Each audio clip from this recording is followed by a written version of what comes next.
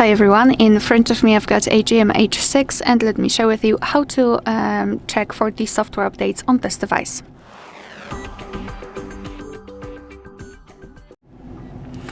So let's start with making sure that you've got the internet connection because it is required, and simply for checking you can use Wi-Fi or mobile data, but if you'll decide to download the update, I highly recommend switching to the Wi-Fi so you can avoid some charges because the file packages which are connected with the updates are quite large. Alright, so let's make sure that you've got the internet connection and go to the settings. Here we have to scroll all the way down to find System, and then tap on System Update right here. Now your device will check for the updates, and basically you can meet two different scenarios. This is the first one where your software is up to date and there's nothing to download, and the second one is where your device will actually find the update.